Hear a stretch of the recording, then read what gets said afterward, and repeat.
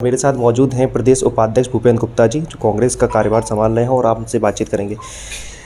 चारों सीटों को लेकर कांग्रेस की क्या तैयारियां थी और क्या जनता आपको चुनने जा रही है चारों सीटों पर? देखिए, जो तैयारियां हैं वो तो ये है कि जो जनता के सवाल हैं उनको लेके हम जनता के बीच में गए। आज जो है 118 से लेके 121 रुपए में मध्य प्रदेश में पेट्रोल मिल रहा है।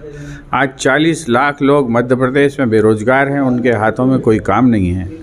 आज कोरोना के मामले में इतनी लूट हुई है सरकारी लोगों के माध्यम से, और जो भारतीय जनता पार्टी के प्रतिनिधि थे उनके प्रतिनिधियों ने तक अस्पतालों में बिस्तर बेचे और जनता की इस त्रासदी का, इस दुख के समय का दुरुपयोग किया और उनको ब्लैकमेल किया। आज जो अस्पतालों से दवाइयाँ गायब हो गई, नकली दवाइयाँ अस्पतालों में सप्लाई होने लगी, फैक्ट्रियाँ पकड़ी गई नकली इंजेक्शन बनाने की, ये नकली प्लाज्मा इस प्रदेश में बनने लग गया। तो ये सारी जो समस्याएं जिसमें जनता में आपसे मैं एक बात शेयर करना चाहता हूँ कि ये सरकार इतनी मुखौटा सरकार है।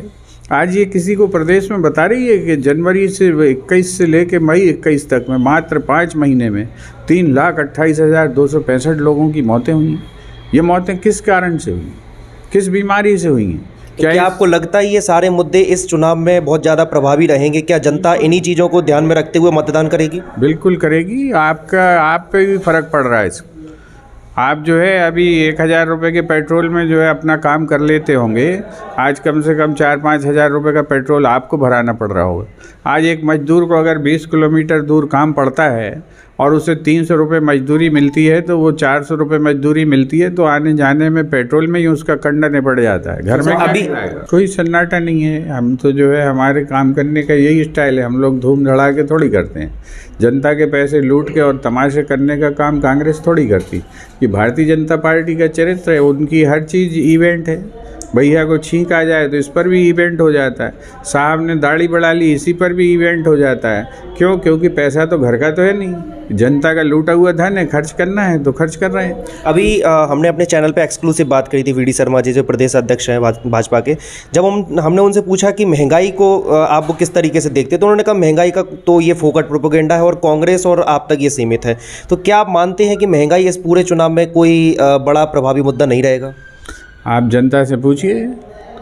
जिस गरीब को जो है आज खाने के लिए 2 टाइम खाना पूरा नहीं मिल रहा है, जिसके परिवार में 2 सदस्य 4 सदस्य हैं, जिसके घर में बूढ़े माँ बाप हैं, उनसे आप चर्चा करिए। आप मत मानिए हमारी बात। आप क्यों वीडी शर्मा भूपेंद्र गुप्ता से बात करते हैं? आप जनता से बात करिए। आपको जनता बताएगी कि क्या असर पड़ रहा है, क्या नहीं असर पड़ रहा है। बीजेपी का आरोप है कि पृथ्वीपुर में कांग्रेस के लोग गुंडागर्दी कर रहे हैं बहुत ज़्यादा। इसको लेकर आप क्या कहेंगे? मुफ्त की दारू अगर आपको कोई देगा तो क्यों देगा? सरकार को देगा वो कि विपक्ष को देगा? ये जो चोरी की दारू बांट रहे हैं, कौन बांट रहे हैं? पैसे जो है बांटने के लिए कांग्रेस ही बांटेगा कि बीजेपी का बांटेगा? सत्ता का आदमी बांटेगा। अधिकारियों के माध्यम तक से पैसे बट रहे हैं। आप जो है 108 तक में अभी दारू की बोतलें जा रही, पकड़ी भी जाएंगी। अभी ट्रक के ट्रक पकड़े गए शराब के। ये कांग्रेस कर रही है। शर्म नहीं आती उनको इस तरह की बातें करती हुई? कितना अपना काला मुंह कितना छुपाओगे? आईने के सामने खड़े होगे तो दिख ही जाएगा। वो जनता आईना है इस प्रदेश का। सर, 4 सीटों को जीतने से पहले आपका खुद का एक विधायक भाजपा में चला जाता है, तो आखिर ऐसा क्यों हो रहा है कि आप लगातार अपने को एक आध कोई विधायक बनता है कभी बड़ी मुश्किलों से, फिर उसके बाद वो जाके बीजेपी में शामिल हो जाता है? ऐसा क्यों? किसी भी लोभ लालच में कोई भी व्यक्ति आ सकता है। व्यक्ति बिकाऊ हो सकता है, पार्टी तो बिकाऊ नहीं होती है। पार्टी 130 साल से एग्जिस्ट कर रही है।